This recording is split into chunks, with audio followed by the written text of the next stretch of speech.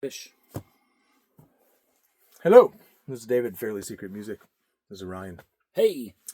You might remember us from when we were doing Marillion videos a few years back. Surely the Fairly Secret Music audience remembers you from just last week or so. Or last month, yeah. It was 4 years ago, the Marillions. Was it 4? I think it was 3. Wow. I don't remember. I do get people reaching out saying, hey, when are you guys going to finish the Marillion and doing Fish and stuff? Just before we get going, the Marillion, we want to finish them. We want it because then we can say we did every song. Just full disclosure, we know the latest Marillion albums pretty well, but we don't live and breathe them the way we did when a new Marillion album came back right around where we sort of stopped. We stopped at like Marbles, which obviously is... No, we didn't even get to Marbles. No, that's what I mean. I mean, that was like next up-ish. Yeah, I think there were like... Well, we had a lot to say about Marbles, but the point is... A lot to say about Marbles. The point is, there's a difference when you live and breathe music and you can recall it instantly because you know the albums backwards and forwards. When you get into some of the later ones, even though I played them and really like them, I don't sort of live and breathe them. The nice thing about that is they're fresh. When you put them in, you kind of haven't played them to death. But the bad thing is, you want to come and podcast, you got to kind of do your research. You got to know. Also, we made an album of our own in this amount of time. And we will show it then right now. That's not good. It's in a jewel case. We will talk about packaging a little bit later. Right. But horrible lighting. Sorry. Yeah, for that kind of thing. Sorry, sudden gravity. Sudden gravity. You have to believe that the colors there are really cool and vivid and nice. Believe that that's really beautiful. But packaging. What we got? 8 panels or whatever here. Yes. Sorry about the furnace going off, but there's not a lot you can do when it's 8 degrees out or something like that. So it is a 8 degrees, a proper clear tray, art inside, multi-panel. Anyway, it's pretty lovely. Little CD with a matrix code in the middle. It's not a burnt CD. We actually manufactured CDs. So when your bands you follow aren't bothering to do that anymore, you can say, hey, these losers did it. Why aren't you doing it? Come on. Yeah. So our first, it's very much in the vein of prog kind of stuff, like you would expect for us to do. It's prog. It definitely has a melodic rock bent to it. Right. It attempts to be catchy whenever it can. You can order it on bandcamp.com. Just type in Bandcamp and Sudden Gravity, and it should bring you up with this picture. Or, hey, you can listen to it 10 times before they make you buy it. Yeah. So just go listen to it. We would love that. That's the cover. Sudden Gravity. 3 years of labor and work, almost 3 years to the day it took us to make that. Which is the reason, one of the main reasons. The main reason, why we didn't continue with the... We didn't hang out much. We didn't do any fun things. Well, we did hang out, but... A little bit. We hung out making an album. It was work. Yeah, we were working a lot on that album. Yeah. He did a lot of keyboards, lead vocals. I did some lead vocals, a lot of harmonies and drums, and wrote a lot of it on bass. And I wrote the words. He did write the words. All but how about one line? 22 lines. 4 lines. I guess, depending on how you look at it, yeah. And those were me. They were integral to that song. Greg did bass and guitar, and Troy did guitar, and it was a fun time. But we're not here to talk about our music. It's just an excuse for why there hasn't no Marillion, and sorry, you're not getting any Marillion tonight either. No, you're getting... What are we talking about? Music collecting. Nice. I know you talk about that a lot, right? Right. It was this funny little meme that he sent me, and David's always sending me this stuff. I should send you more stuff. I don't enough. Then we'd have one of these every month. Yeah, right, exactly. Because I got inspired by it, but it was this article, and it felt like it read like it was tongue in cheek, but it was kind of serious. Like the next thing for audiophiles is going to be going back to reel to reel. Reel to reel. And there's a picture of the big plastic reel with the little see-through panels on it, and. What were the two that they gave examples that they have done, that Rhino has done? Was it Yes? And... It's great for quad recordings. Like, I bet you the Doobie Brothers quad box would sound great on reel to reel. Reel to reel doesn't suck, but but The idea of having to deal with reel to reel sucks. yeah, it's like it. What I was inspired by, and I'll probably get to this more specifically later. We're going to talk about why we love collecting and why we love collecting CDs specifically, why we think they're superior. We're going to moan about streaming. I know you've heard that a million times, but that is, We're going to moan about packaging. and for collectors, we're going to moan about some special packaging that collectors really seem to love, but which, like reel to reel. If you ever worked with reel to reel, it's great. There's a ritual to it. It's like doing absinthe. There's all this little stuff you got to do to get it to go. Right. That's fun in a way, but it feels like another absurd step toward the most impractical way of listening and enjoying music as you can. Right.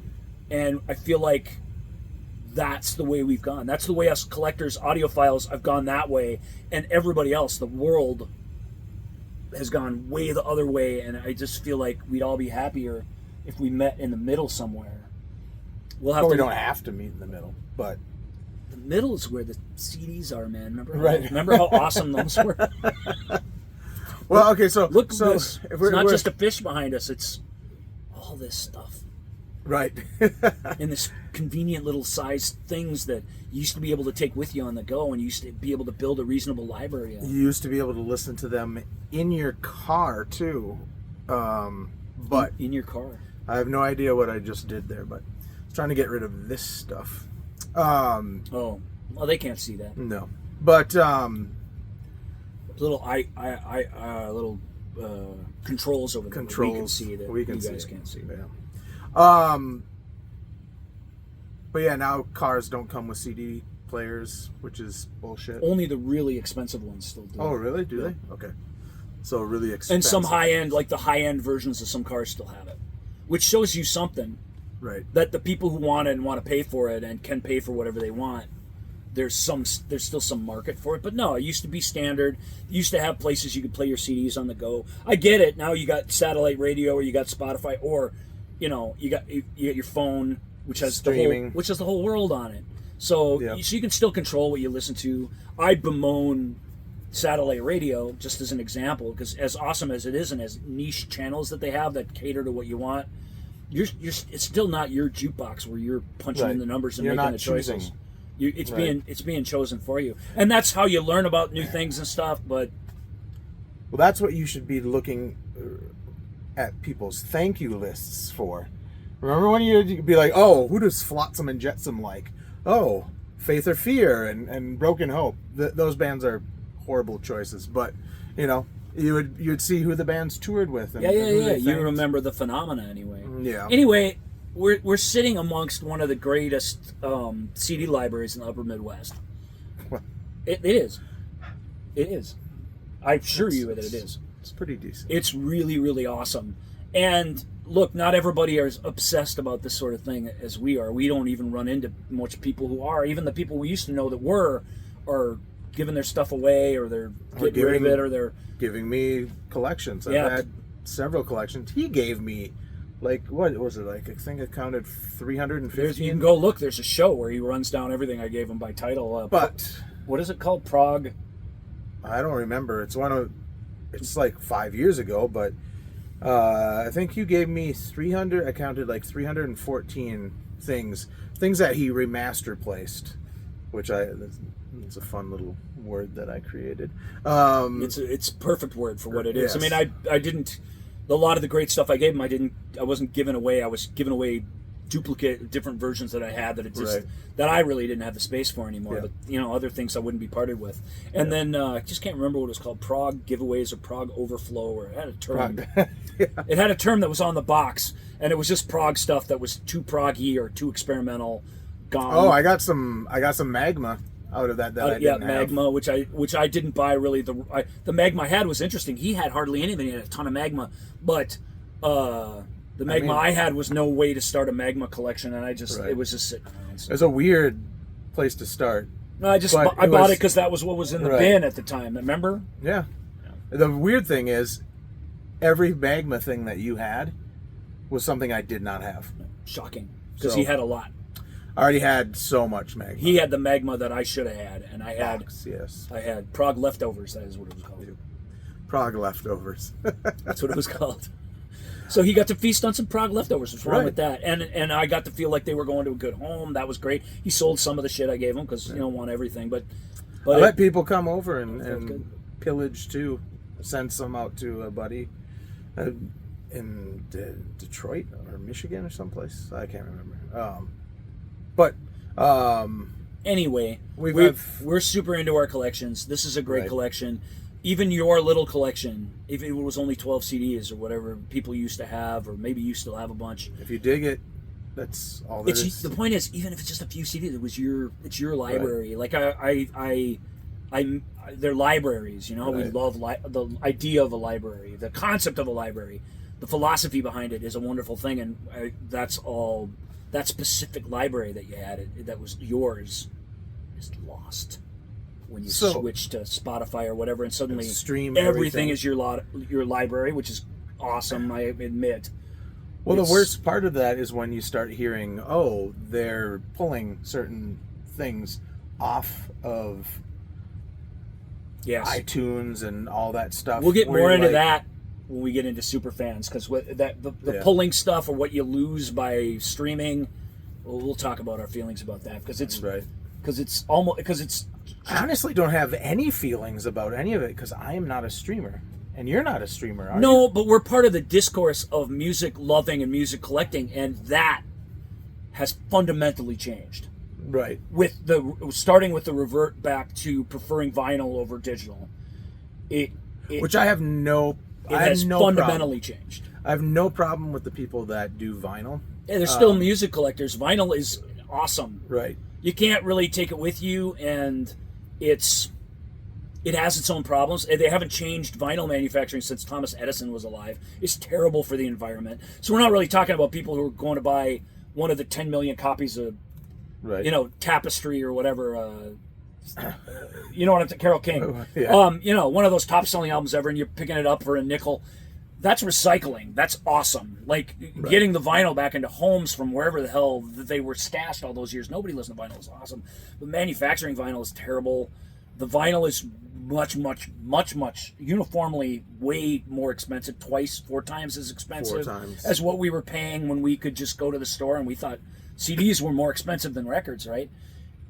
That's because in the 90s you couldn't give away records. Well, the economics have made it now so that it's by necessity. It's a niche thing, even though it's the thing to be doing right now amongst music collectors. The crazy thing, though. But I don't have a problem with vinyl. It's more, I lament what that shift did amongst music collectors because not everybody You mean went when that it went way. back? Most people just went away.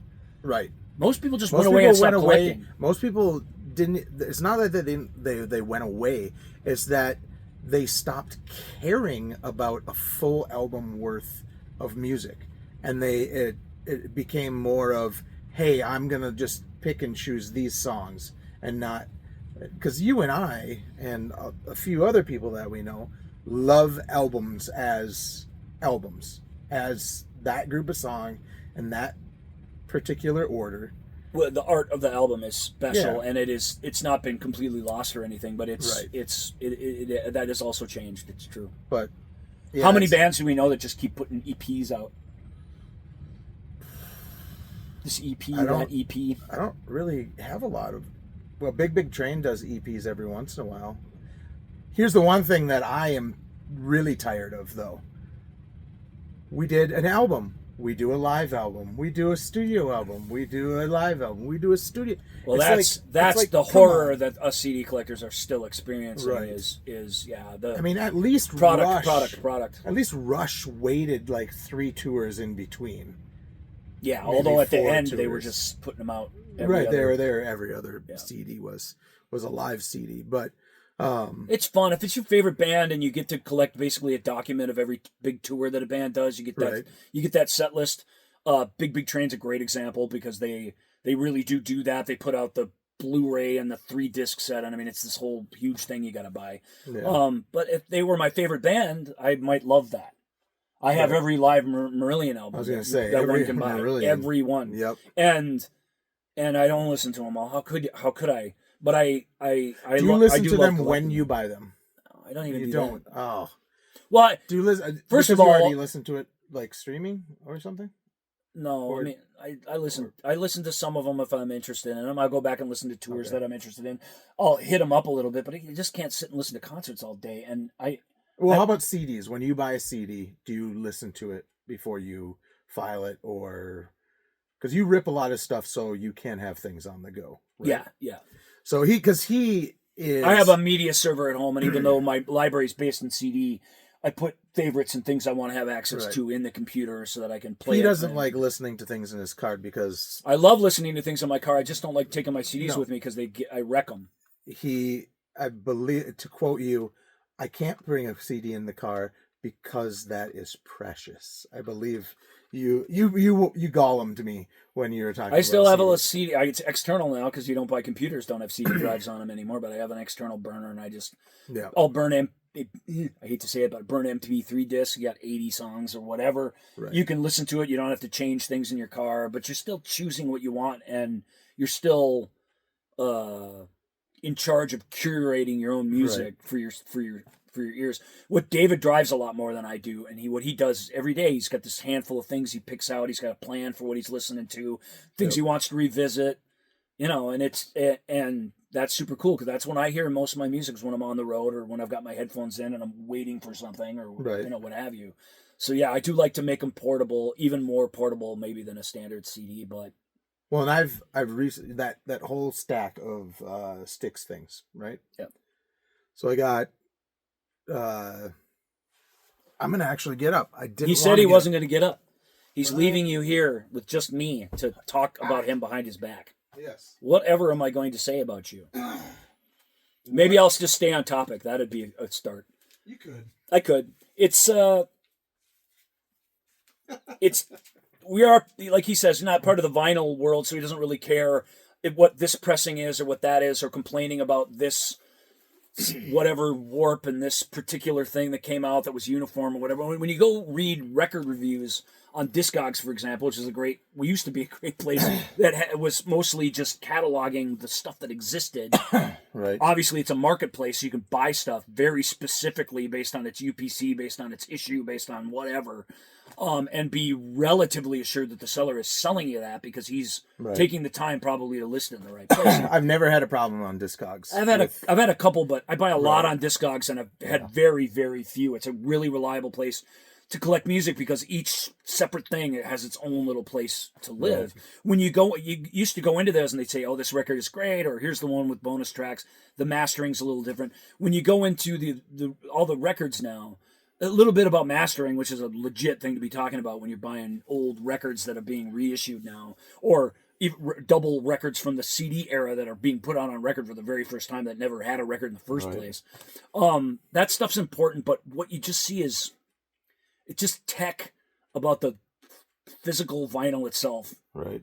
over and over You know what I and can't over and stand? over again. And it's mostly people complaining about the impurities in this thing that has to be perfect for it to work in their hi-fi system, that if they're still a major record collector, they probably got something impressive they're playing this all on. Right. It probably sounds great, but I don't remember us talking about any of that crap ever. Growing up. In the first record era, in the cassette era, I mean, there was a which is better. Right. Clearly, records sounded better than cassettes. Nobody's really going to argue that. There's definitely a take that records sound warmer or nicer than CDs. It really all depends on. Well, it's like toys. You know, when we were kids, we were like, "Yes, this is awesome." And now, when they put out a toy, people nitpick it to death, and it's just like that's all I'm going to talk about on that. But he knows about toys. Yeah, But so- no, it's right. but- It's the same all around. And when we get to Superfans, we'll talk a little bit about Right. The people that they're cross genre and they're cross all walks of life. The discourse out there is horrible in general, just because of things that this show's not about. But that obsession with the perfect record slipping out of that thing Right. that they can hold under a the microscope and not audiophile thing where everything has to be top gear before otherwise you can't even listen put to it on and listen to it. Right. Yeah. Whereas I'm running a Yamaha 5-disc changer in a Sony thing. I got both of those things at Goodwill because somebody sold them or gave them away and didn't want them. And, Hey, he's got all this, and all he has over there is a treble knob and a bass knob. Right. And and it sounds great. It sounds effing great in here. 1990s JBL speakers that I have to re-foam because the tops of both of the woofers, part of the foam has come undone. It's not the mileage; it's the years in the case of those. Yeah. But 35 years of playing those. Right. It's just crazy. But actually, no, it's about 30 years. But because I think I got them in '96 at a kind of like a Petter's Warehouse Direct type place. Yeah. Right. So one thing that I will say about vinyl is you'll see people like saying, "Oh, I have 65 copies of." There was a Discogs thing where she had like 65 copies of Black Sabbath, Master of Reality. Wow. I'm like, the different pressings can't be that different, right? Whereas I'm just like, again, if you're a super fan of that album, you want them all. Right, you're a super fan and you want like all those. I mean, I'll stop at like 2 or 3 copies of something, but there always has to be something different. Like, let's take Genesis, for example.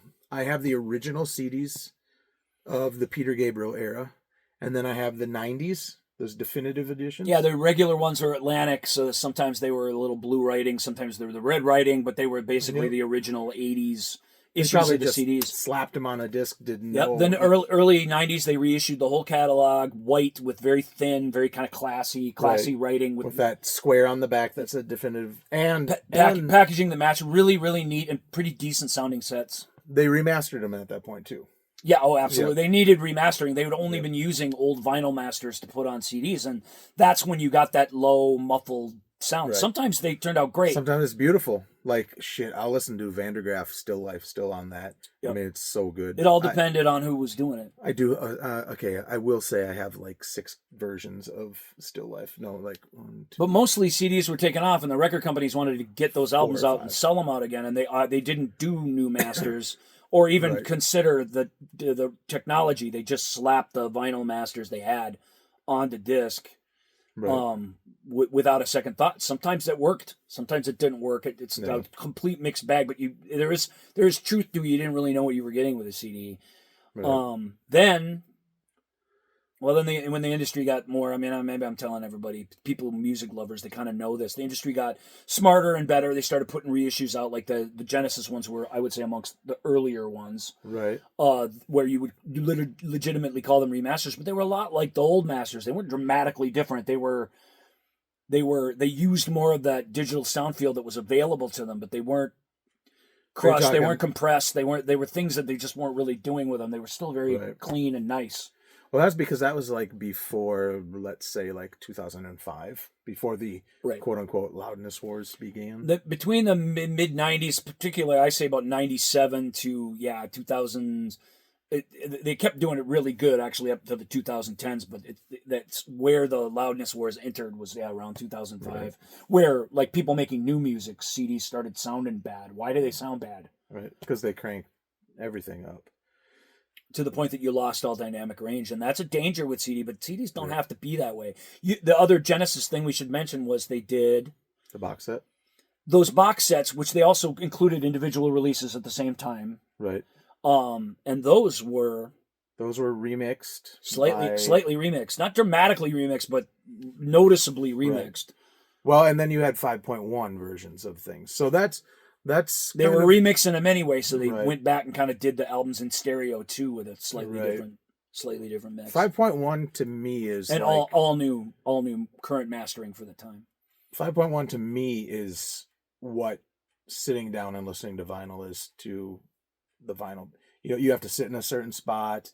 It's kind of, of course I don't have to wash it before I listen to it. No. But and I have about 8 feet of vinyl over there. I got a couple hundred records at home. I'm fond of all of them. I got 2 turntables that were gifted to me. People gift me shit. We're not all the time. We're not it's weird. We're not really down not. on vinyl. We No. can't make that clear enough. More that the switch to vinyl, which is comparatively impractical. Right. We just lost something. We lost something in discourse. Average people especially lost that joy of collecting things and having stuff, because they didn't. A lot of them didn't follow that path, or if they did, they just went the sort of used vinyl path, bought the old classic albums on vinyl again, played them on little record players that had the speaker built into them. Yeah. However you love your music, like that's not really that's not something that we have any right to be critical of. Right. It really just the culture of music collecting changed. The culture of music loving changed. It really did change into a.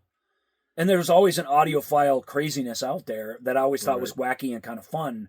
This changed to everybody who's really still doing this, because there's a lot less than there used to be, are mostly only this, and they're only talking about these issues, and they're not really talking about the music or the words or the arrangements or even the mixes anymore. It mixes a little bit, especially for us CD folks, especially with the 5.1 and the massive reissue market that there is for very limited reissues. Even those Genesis box sets, you can buy the individual discs now, but those Genesis box sets had a wealth of extra stuff in them, and they were only available for a year and a half, like a little around 2 years ish. Thank God, though. I mean, think of if they came out now. I mean, then look it would at be Frontiers. Then it would record. be there's 600 of these, get them while they last, and that's the end of that. It'd be like Frontiers, where they press it once, it's out of print within the first month. One thing I will say about vinyl is I belong to a few CD groups, like Facebook groups, and you do too.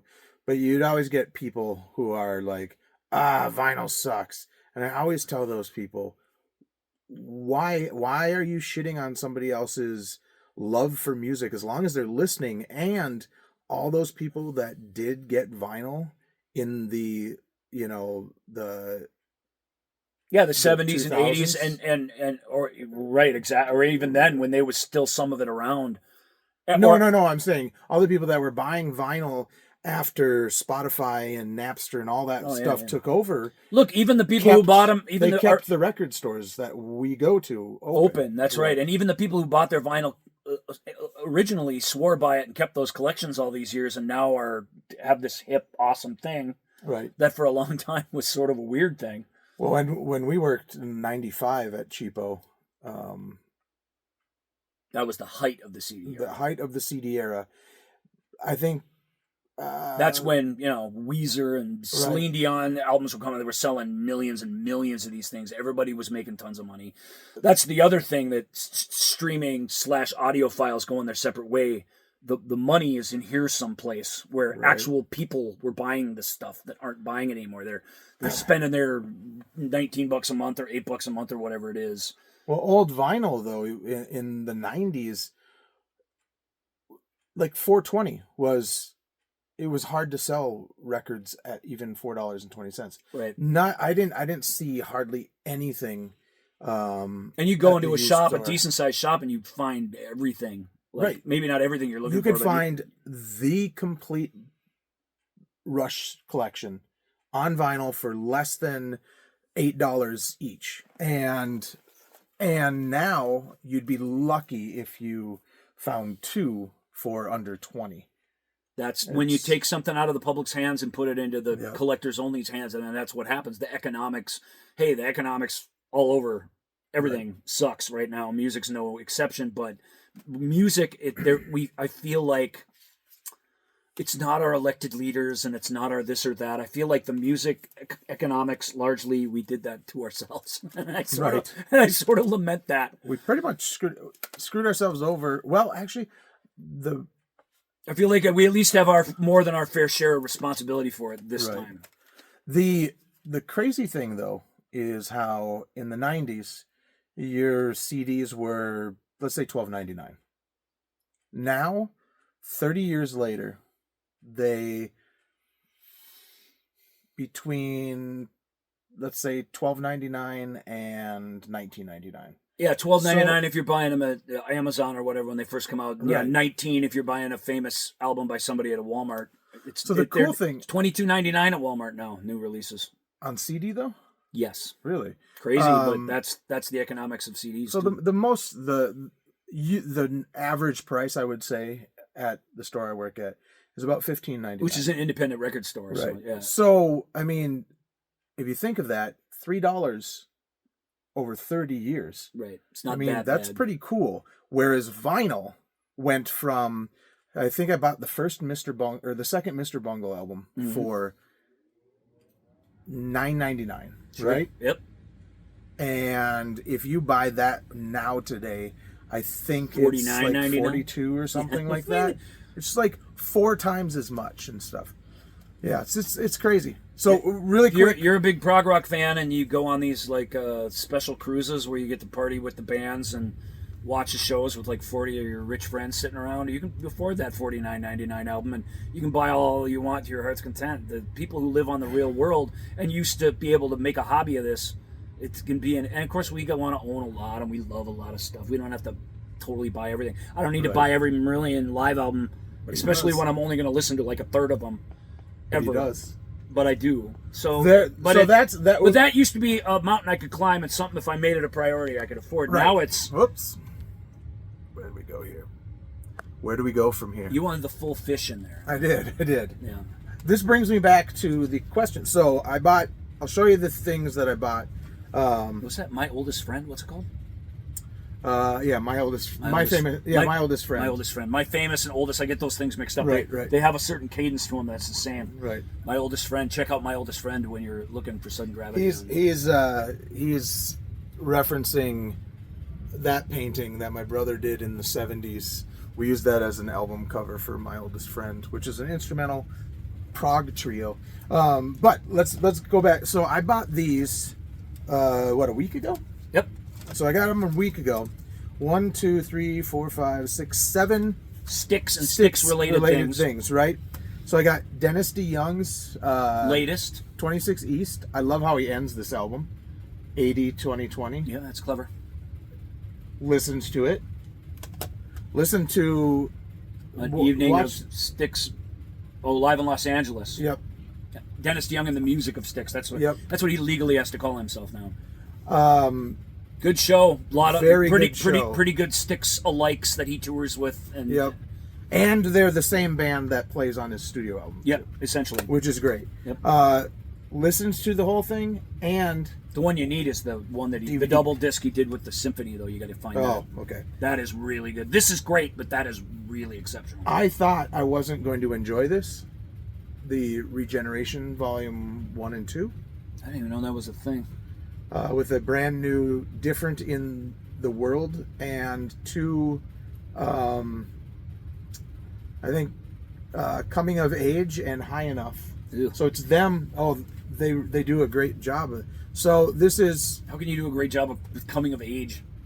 I loved it, right? So right, I'll check it out. Normally I'm like, oh, I don't really need a re-recording of stuff. Mm-hmm. But I was like, well, this has Lawrence Gowan on it and everybody. So and they get inspired. Any band that's together as long as Styx, they get inspired. They play the thing slightly different live, keep things interesting for themselves, and it inspires. Regeneration's a great title, right? That is kind of what it is. A lot of bands have done this. But this was awesome. I didn't even know that was a thing. But I'll have to check. Listen to it. Yeah. So I mean, there's a lot of times I will file stuff, and I'm like, I got to get back to listening to that. The Orleans Arena tour. Listen to that. This is the one. Dennis is from about 10 years ago, 12 years ago now. It's been a while. That's a great album, by the way, if you're a Dennis DeYoung fan. Really, really good.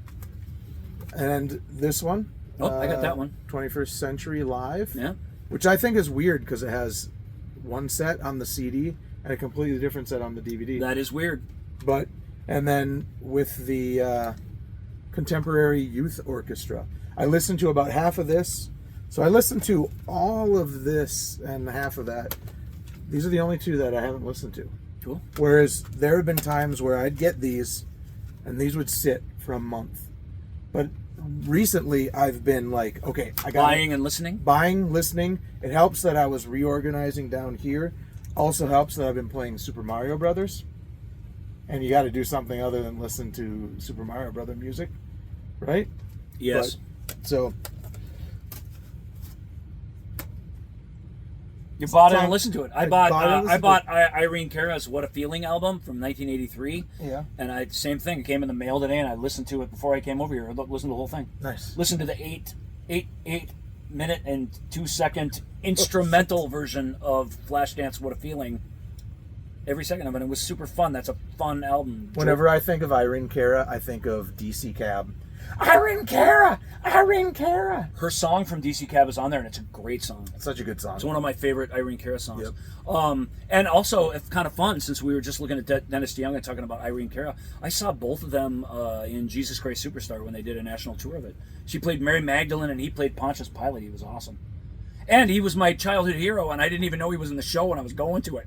He was kind of upset that he was going to the show. Yeah, Like, I didn't even want to go. I'm like, I don't want to see it. Jesus Christ Superstar, thanks. I really Right. want to see that. It was my girlfriend at the time bought it for me because I'm a theater guy, and I was just like, it's hard to explain. It's like your parents getting you like a Rolling Stones album that you already know for Christmas, and you're kind of like, it's really nice. I like this, but you're not really into the Stones. But you don't really know. You don't really know me. You're not really thinking about. Anyway, I showed up and Dennis DeYoung was in. I got my mind blown. She knew though, didn't she? She did not know him. Oh, None of us knew who was that. What we knew and with what they pimped was the two guys who did the Norman Jewison movie in the early '70s, Ted Neely and Carl Anderson, who'd never done the show on stage, were taking it out on the tour, and they were the headline acts. Oh. Even though Dennis DeYoung and Irene Cara at that time, and really just in general, are a lot more famous people than that. This is in the 90s, like 97? Yeah, late '90s, '96, something like that, Yeah. '97. So, Anyway, it's a fun little side story. Sorry, that anecdote that I don't get to tell, but yeah, I showed up and he was there. It was the time I met Dennis DeYoung. and you had Wow. to meet him. Yeah, he came out and it was his theater. Crazy. There weren't 9,000 fans he had to dodge. It was 300 of us or whatever. Right. And there was only like 40 that stayed after the show, and they all wanted to talk to Jesus. I had that we all just phenomenon. I played Judas in Godspell in college, and nobody wanted to talk to Judas after the show. Everybody wanted to talk to Jesus. Everyone wanted to talk to Jesus. I've told you about. It's a real thing, folks. They just, I know they know it's just a play, but Right. something gets in their head. Don't betray Jesus on stage and expect a lot of love after the show. That's all I gotta say. Well, Pontius Pilate, and I got this from a old customer of mine, a band named Pontius Pilate and the Nail Drivers, Nice. and then the Poor Pontius Pilate, I man. think- He did everything to let Jesus off the hook, or at least avoid responsibility for crucifying him, and they just kept throwing it back in his court, man. The first album would be called Jesus Saves, but Where Does He Shop? Which I think I stole from what was the girl detective? She was in high school. Oh yeah, Blonde hair. what's her name? She was on The Good Place. I can't remember. Kristen Bell. Yeah, That Kristen show. Bell. It shows the name of the character, and I can never remember what it is. Anyway, so Much beloved show with a good what actor. else did you want to talk to? I want to talk about packaging. Let's get into packaging first, Okay. because we love CDs. Here's the horror, because this is a pro CD video, Yeah. and we lament CDs because the CD collecting era really felt like an era where we were all doing the same thing. We were all big collection, little collection. We were all getting our music kind of the same way. You'd hear something on the radio, you'd want to own it forever. You'd go buy it. You would assume if it was a CD, it would last forever. Not all of them have, but largely Right. they do. You could beat the hell out of those CDs, and they would still play and sound basically the same as when they were in mint condition. And you could delay buying a CD for a year. Yeah, 4 years. You could just go, now that'll be in print, and not worry. Now you have to worry if it's going to go out of print. It's a a lot race. of stuff. It's a Right. race. So with But me, it's not all. We're just admitting it. Music collecting, CD collecting in particular, is not all roses. We have Right. our niche issues and our audiophile problems and our economic issues, and he's going to show off some of them. We will. Okay, so the first thing we'll talk about is digipacks and how we like. I would much rather have a jewel case over a digipack. The only problem with a jewel case, I remember the first time I held one in the hand, I had no idea how it opened. I had no idea. Oh, really? And I was just like trying to get it still open. hate- I'm like, does it slide open? I really remember that. It was an Alan Parsons project. It was Turn of a Friendly Card. Shit. It was the first CD I ever held in my hand. Alan Parsons is coming up left and right today. Well, Alan Parsons is having a bit of, like a lot of those nostalgic things, he's having a bit of a renaissance. So, the beauty of the jewel case is you can drop it, and it'll break, more than likely, but you can replace that. All that labeling and everything that's important, the disc can go in an all new case, and you're back to new. You get a digipack, and we'll look at Fate's Warning. This is a very good example of gross negligence in package design. Well, this as a challenge. There's how many discs in here? There are 3. Oh Jesus! There are 3 discs and a booklet. So it is a challenge. It is a challenge, but the biggest problem is having the disc right here, where you have to kind of you gotta almost put your finger underneath it on the playing surface to pull it out, which doesn't really hurt it, but we don't like doing that. I'll tell you that. Well, right here's was my solution. I added little sleeves in there to protect them. So at least the sliding action, it's coming in a sleeve that's designed for that and not just up against the cardboard. Yep. So that's ingenious. But if you drop this and it bangs, or it gets bent or whatever. Screwed. But at the same time, when is the last time you heard a vinyl person say, "Oh God, it came in a digipack again"? I mean, vinyl has basically been digipacks since the dawn of time. It's true. So, I mean, us complaining about digipacks is kind of it's first world problems, but right. the fact that so many CD collectors love them and prefer them, it always sort of baffles my mind. Boggles my mind. The really good ones, like come with the plastic trays in them that still have a hub and that still function basically like a jewel case used to, except they're not replaceable like a jewel case is. Or I've seen David do some surgery on some that he really brought some back to life, but that's the It Bites that you gave me, right? But that's a full-time job. Right. It's a lot of work. You got to be an artsy craftsy person, which I absolutely am not. I can't. You have to also have access to extra trays too. That's right. I couldn't even make my own Although pizza. You can buy them. You I can. made his pizza today. You can. So anyway, they're okay. I live with digipacks, digisleeves. You got to live with them. That if you want to buy stuff, that's how they're coming. But as long as they, here's my thing with digipacks. Sudden Gravity was in a jewel case. Because I don't, for the most part, I don't mind digipacks as long as they make them so it's protecting the disc. Yeah, that's a challenge. But there are some digipacks that have, you couldn't do it in a jewel case. And that 4 discs would have had to be in one of those cool fat packaging. cases. Yeah. I mean, I get it. Oh yeah, it would have had to been in one of these. Yep. I miss these things. Right. Because these were like made out of bricks, basically. This is actually a 6-disc. Yeah, it's got little flippers in each tray, and it's got an inner tray with a hub on it. This one flips out or whatever, Yep. So those are pretty awesome. So they could have done that, but those Fates Warnings, which are great, they came out in the era where that little fold up sleeve was the thing. So I took these are obviously jewel cases, right? Every one of these comes with a slip case. That's the exact same artwork as you already have.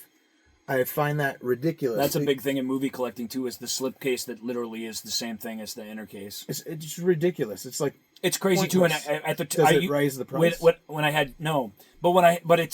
it does is it does something weird to you. You want all your stuff to be the same if you're a collector, and when you start buying stuff with slip cases and you start getting stuff now that doesn't have it, you start feeling like they're ripping you off by not giving it to you. Right. It's psychologically does a bit of a number on your brain. On a complete 180 though, take the Cure collection. These are digipacks with the slipcase. Looks exactly the same, right? But this makes sense to me. It does. This is a lot of sense. That slipcase keeps that digipack. It keeps most of it from not being exposed to the elements. Right. It keeps it, when you're storing it, it keeps it together so it doesn't slide around if you're moving things around it.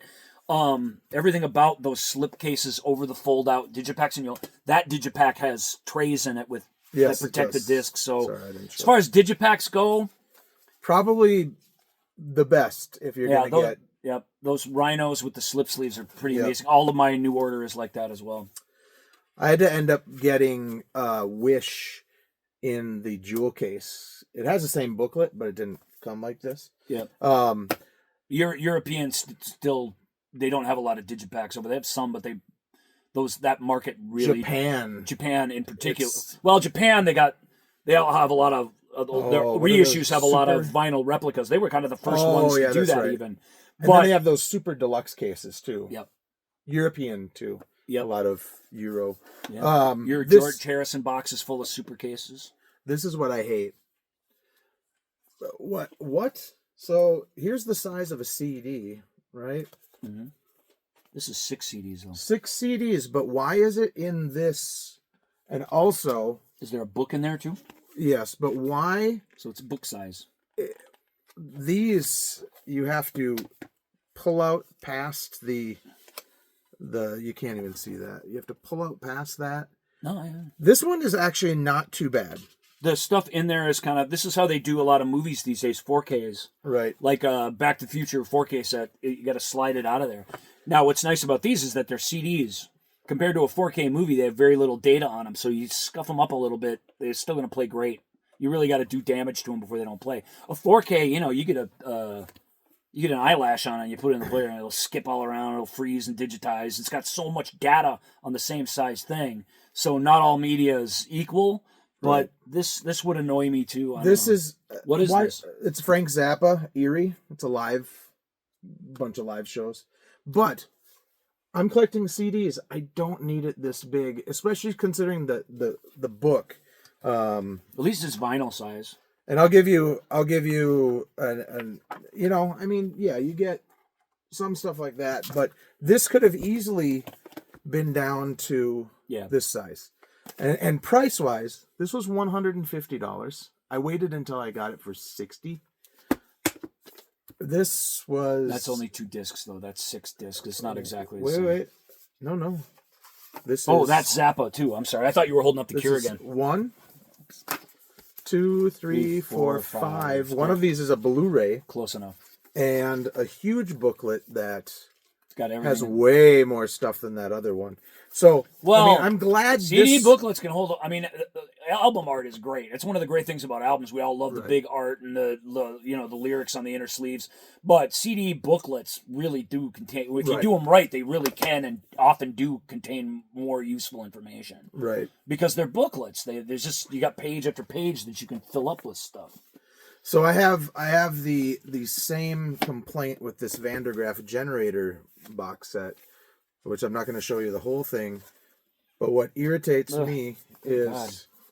so they It's like the They CD did holder is this. an afterthought. right, yeah, it's an afterthought, and Again, though, I'll just say this one thing. Even though this is a weird size, this size is at least vinyl size. So if you're a music collector, there's a place for this to Right. go. right. Even Unless I you have have zero. I'm vinyl. buying CDs, but I have but most people have, We a have those mix. square things, yeah. So at least they're thinking. At least this fits in a music collection somewhere. So I'm going to show you guys this. So of course you have all those, right? But what are these? These two. Those are the 3 Blu-rays that come with it. And they're in little sleeves. The Blu-rays came with this. Why only the Blu-rays? Well, Maybe because you're just What I just told you, the Blu-rays have a lot more data on them and are more. Blu-rays are pretty tough too, but they are more prone to scratches, and scratches cause more long-term But- damage to them. If I'm already paying $240 for a Just box put set, sleeves on all of them. just put sleeves on all of them. That's my last kind of box set complaint. You're not gonna break out the Springsteen. Oh God, yeah. Let's do that really quick. Just cap this baby off with the Springsteen. Cap it off and all my complaining. Right. So let's put these guys down here. And we all know. Yeah, Dennis DeYoung, 10,000 Years From Now or whatever. That is a fantastic album. You guys should search that out. This is bullshit. There are you can look at any watch my unboxing video. It is absolute What's the crazy. What's the box called? This is Tracks 2. Ah. I'm a CD collector. Why do I have something this goddamn big in my collection? Note that it's reel to reel styled artwork too. By the way. Oh, bringing us back, right? Just So there's 7 discs in here. There is a book. All of this could have been so much tinier. And of course, you never know with these, and that's the fear of missing out. You don't know if this is going to be released as single discs. right. Granted, the way they The did original this- Trax box came out. It was around $50. You can buy it now for pennies on the dollar. Right.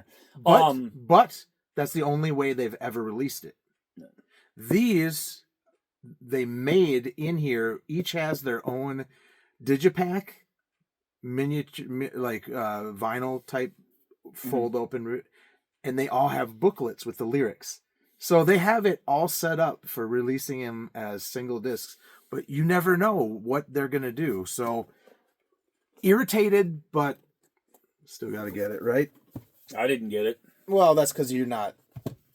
I like Springsteen a lot, but I don't Yeah. need 14 discs of leftover Springsteen. Oh. The regular Springsteen I got is really good, and I hardly ever listen to it. So you got to make priorities. I can't have a thing like that in my life for Springsteen. I love him, but I can't. I love him like that, unfortunately. Here's one thing that I don't mind these boxes, the Bauhaus. I got a few of those. They only did 2. No, I mean I don't have any of the Right. Bauhaus ones, but I have a few that are like this style. They only did 2. It's kind of, I don't know why.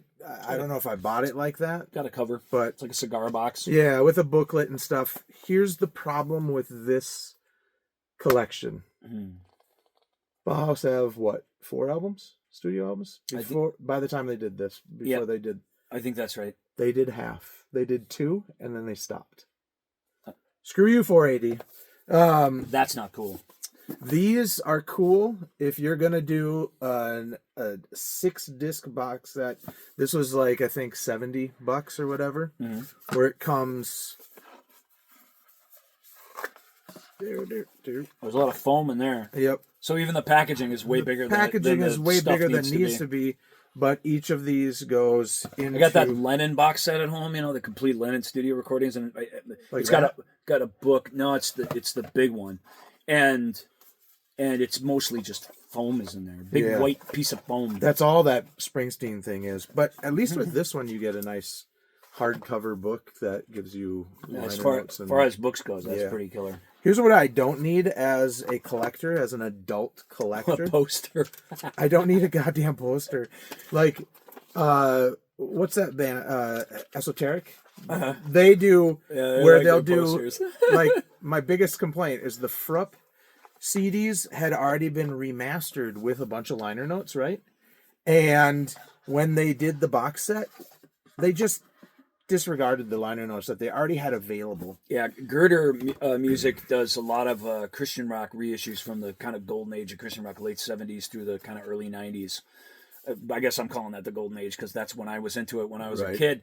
But they do great remasters. Almost all their stuff comes out in jewel cases, which is really Is that the convenient. Petro stuff? Yeah, all the artwork all has a uniformity to it. Like it's all different colors and stuff, but it has the titles line up. You know, like everything's really, really cool. They do a fantastic job. Most importantly, they nurse Christian rock mastering and authoring, especially digital, was very, very horrible from that era. They didn't know what they were doing. They did not have the budget of your Sonys or your whatever. So they just, some of the best people in music were working on some of these records, Right. but it was a Elefante on a lot of it. yeah, exactly, or Elefante, or just you can name the Jack Joseph Puig produced a bunch of stuff. And there's a lot of really great people in any genre of music. The Nashville people and the LA people are awesome. So it's not so much about that. They make the music sound great. Their remastering is great.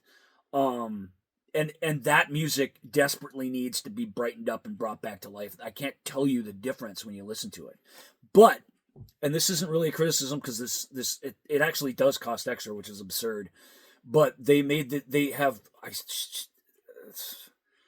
have trading cards for each God. album in there. Brutal Planet, I believe, is a Christian label. Yeah. They're doing like they did Awful Truth, Barren Cross and all that stuff. And wait, no, they may or may not be, but they do playing cards, and they also do them on gold discs. There's another company that does them on they don't gold do discs. that. They do everything. But- This company does everything right, but along with the posters, Posters and trading cards, we don't What- need them. No. what do I don't need an Allies trading card. It's just even the idea is absurd. Do you need that though? Yeah. Yeah. Who's So- that? Jethro Tull. Yeah, stand up. Jethro Tull with a pop up and the front. Yes. Yes. So these You got to have that. So I If think you can we, make a pop up out of something, I say yes, do it. I think we agree. If they could reissue the Jellyfish records as a pop up books, yes. Depends on the artist. Jellyfish pop up's needs- not for everything, but Jellyfish needs to come out as 5.1. Honestly. Split milk, that's especially. what everyone's saying. We'll see. But But- they're pretty much pure vinylists now, so I don't know Right. what they'll do with 5.1, but we'll see. So Could happen. I think we can both agree that out of all digipacks and books or box sets and things like that, these books that Tull and Marillion and Fish later in his career did is probably the best and the most Crowded uniform. House. You ran into a bunch of used Crowded House you didn't buy. Of course, they were still super expensive, but They're super they did expensive, those. yeah. But this is uniform is key. Look at all those Beatles box sets. Yeah, they're all. Man. They're all with different sizes. You know, it's just They're for the Beatles superfan, but which there are a lot of, and they can afford it, most of them. But that sort of it's like, dude, look at where I am. I love the Beatles, okay? I don't just love the Beatles.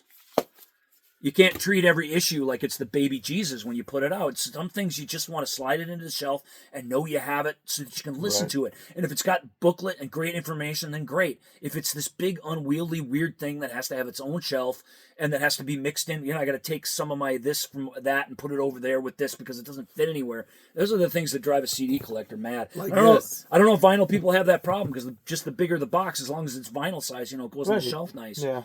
But CD people, the weird packaging, man. Unless it's so Weird- creative that we Oh, have God. to sit here like with the Tull and say, okay, you Right. knocked that one out of the park. Weird packaging. Let's talk about weird pack. If you're gonna make digipacks, at least make them so they sit in the same space as a CD. Have the same footprint as a jewel Right. case, and you can do that pretty easily, and you don't do it. Right, and you could. You make them shorter so they slide back in there too far. You make them too tall so they won't go in the same size shelf unless it's the one that you got a little extra You headroom tilt it. in, Yeah, you gotta tilt it. or slide it, or just set it on top facing out or whatever. Those drive I have us the I have insane. the Bowie box or whatever it was called, which was like a clamshell, Mhm. but it's too tall to go in Yeah. down there. So, Yep. or like those the Blur. They don't sit on their uh, sides. No, not on the way those shelves are because they don't have. You see how all these shelves have like a headroom, like Oh yeah, this they're much? taller. Yeah, Basically, so. that everything's getting kind of cramped down there. And So really, if you're going to do special packaging that's almost a jewel case, please right. just follow those basic dimensions. Not to be exact, but why make it just slightly taller or slightly shorter? Right. That is unnerving because it almost fits and then it doesn't fit. Yep. That special packaging is rough, and yet special packaging is absolutely a symptom of music collecting becoming a niche market and not a market for everybody. If you're buying a Beatles album for the 15th time in your life, the same album now that you bought and bought and bought and bought again, it's something by that time that generation of it has to be something special, and the buyer feels that way, whether it's true or not. It's the seller certainly feels Which is they've got to sell you on Probably those box sets, but they also have 5.1 in them too. that. Yeah, So the funny thing is, I wasn't going to buy those Beatles box sets, yeah. and then I found Abbey Road for like 40% off, And then you had to have them all. and then I had to have them all, and I already had I've been there, brother. disc or I've three been disc there. sets and stuff. I've been Yeah. there. What else do you want to go over? Well, I think we'll wrap it up. We're 59. almost at an hour. So Yeah. sorry, this is going to go a little over an hour because I got this little thing I Right. want to relay that I think is an okay summation for this. Right. We talked about the superfan and how the superfan is never satisfied, and we've all experienced this. We go into the message boards. We're reading about. We're with our own people, our fans that love something weird, Marillion. You know, they're not that. We're weird, also not saying we're super fans. we're not void of complaining about stuff. We just proved the kinds of things right. that we complain about. But go ahead. But note that it was all special, unusual stuff that gets us away from talking about the music. I talked about the discourse of music just in general, and I'll just say this: we as music collectors, if you're still around and still a music collector, you have divorced yourself from the general public. And that's what's really been lost, is that the humanity is not all in this together anymore the way we used to. Whether they had a collection you were interested in or not, everybody had something. Everybody had a little collection of movies back when DVDs started out. Everybody had their collection of CDs or whatever it was, even if it was just Jewel and, like I said, Green Day and whatever the top selling CDs Right. of the CD era are. REM Out of Time. Yeah, there you go. Love that album. Yeah, and this is all pretty good music if it's the kind of thing that you like. So I'm not really dissing on the music. I'm just saying, even if it's the most populous stuff, you had something you were buying to keep forever in your library. Those people, well, I'll tell a little story that demonstrates this. And You're saying they started. They're out of the game. They're not part of this. They're not watching this video. They're not going to hear this, and they don't care about it. Right. They really are. They got satellite radio. Maybe they're on Spotify. Maybe they listen to Amazon Music, or however they get their music. They plug it in, or they just have gone back to hearing the radio. But they got rid of the CDs because they take up too much space. They can't play them in their car anymore. Their kids aren't going to listen to them. Like, their lives have moved on sort of without that. Vinyl, you can't do and that anything. doesn't, and like a library of books or whatever, it doesn't have some intrinsic value in their minds that they would keep that intact. Although the books are all just to have it on a screen now too. Yeah, books have been digitized or whatever. To me, that's still a book. I want to be able to start a fire with it. I like having a real book in my hand. Don't get me wrong, Yep. but to me, it's where the words are on a screen. You're reading the words. You're reading the book. It is a book. Right. You know, it's a file that you can lose, or it's access that you can lose. So in that way, do you really own it? That's a different question that we didn't get into. But just philosophically, there was a study done, and I wish I had the details. I remember the morals of these stories, and they stick with me. Some of the little details, but the actual forensic details I don't have for you. I don't remember the name of this island. I don't remember who did the study. There was a South Pacific island, though, that was studied geologically, anthropologically, and just historically based on the artifacts, archaeologically. And there was a small tribe that lived there. Not enough to call a civilization, but big enough that it was more than just a handful of people. And they were able to, through their artifacts, through the changes in the topiary, through whatever they had, fossils, I don't know, they were able to sort of track the changes that happened ecologically on this island, and to see how the civilization sort of changed their way of living based on the things that they found. And science is not an exact science, but what they found was this island basically died on these people over many, many, many generations, over hundreds of years. It was once a thriving, living thing that provided everything that a society needed.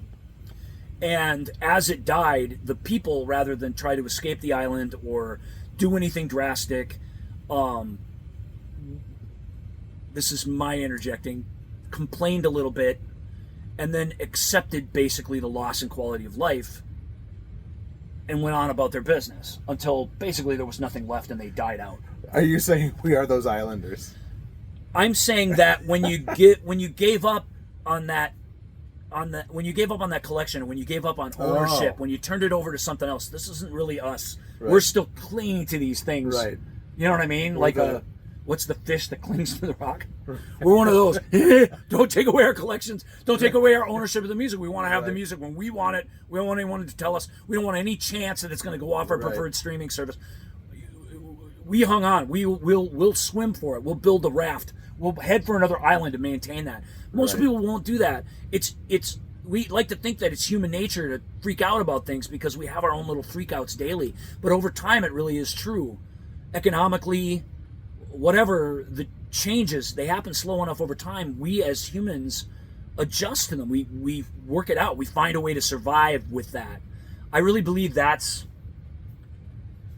what Spotify is, and that's what the masses have done. That's what society have done. They've learned to live with this. Spotify is the island that is dying on you. Right. It is. The island that's dying on you. You're not much chance you're going to find. You can find new music on there by listening by genre or whatever. So I guess that's still sort of alive. But Spotify doesn't maintain the music industry in any way. And there's plenty of videos that are much smarter than ours. Seek a couple of them out. If you're a big Spotify subscriber and you're one of those people who's look at my Spotify top listeners or whatever, right, and that's how you're getting your music, and you really love music, you do owe it to yourself to find out exactly what that is and the effect that that's had on artistry. You know, if you're going to Spotify to listen to your favorite Elton John tunes, hey, Elton John sold millions of records in the record era. He sold millions of CDs in the CD era. He made his money at a time when people were buying music. Having his stuff archived online and having it available to you easily makes a lot of sense. But new bands. New music, finding new music that has the staying power of something like Elton John. In a way, it's great because we made an album that we think sounds pretty great in our basement. We couldn't have done that back in the 70s. No. And we certainly couldn't have spent 3 years doing it. They'd have kicked us out after, 3 weeks? So in a way, it's glorious. And our music can go right alongside Peter Gabriel's on Bandcamp. That's cool. Right. But the economics there it's a market shared stock price hits and growth economics. It has nothing to do with the value of the music based on the sales of the music. And even though our music's not going to sell, and so this probably might not save a band like Sudden Gravity, it propped up a music industry that was super, super healthy for decades and decades and decades. The masses have pulled themselves out of that cycle. And they're not supporting music by listening to their music that way. Right. They might be going to shows. And shows help. Shows really help the artists, especially if it's your artist, that you love that nobody else has heard of or whatever. Going to the show, buying a T-shirt, that's how they live because you can make a little money doing shows. Yeah. I just feel like that's the moral in it. We that's where people have disappeared to.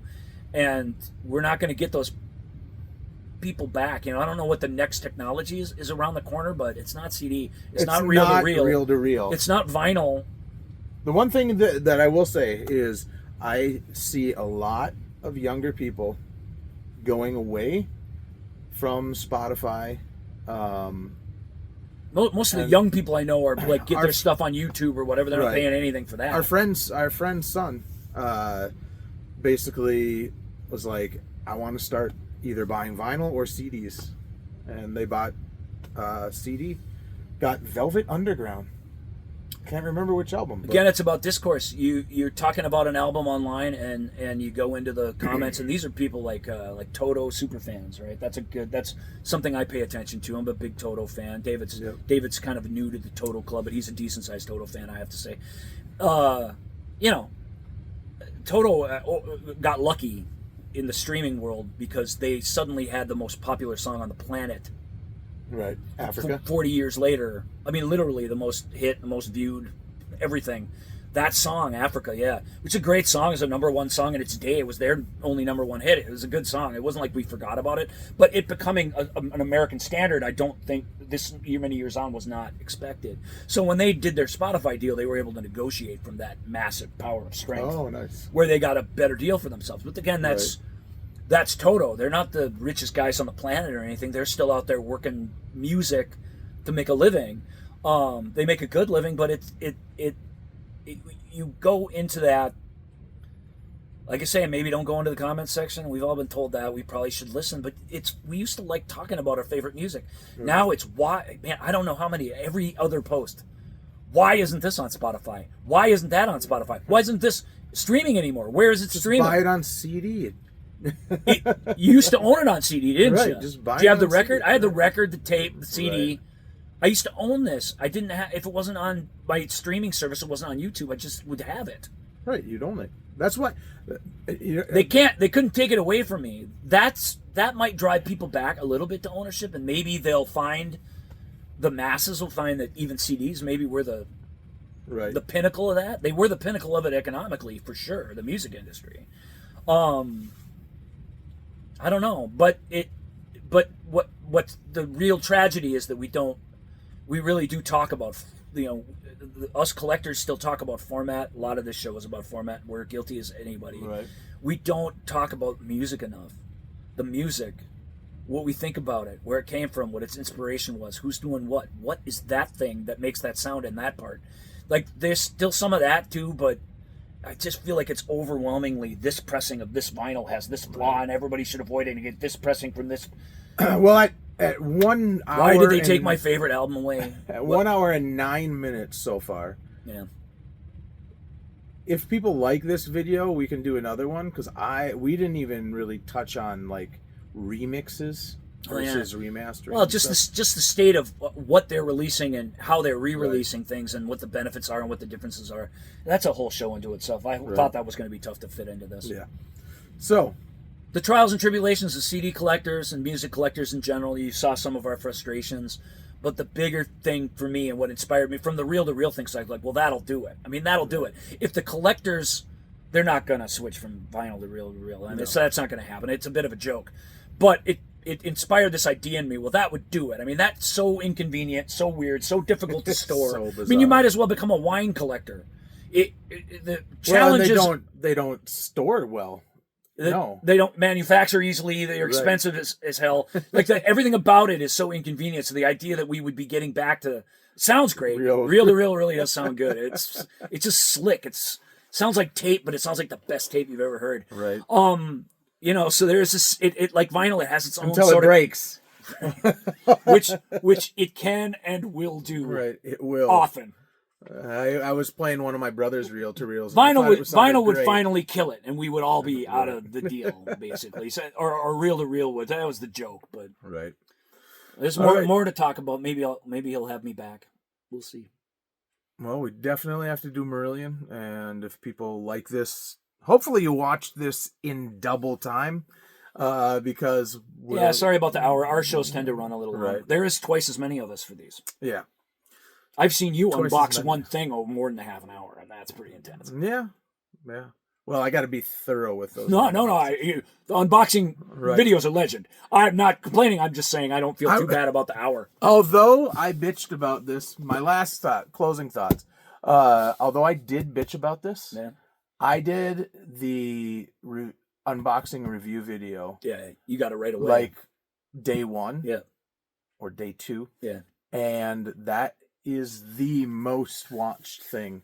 I think it was like, God, what was it?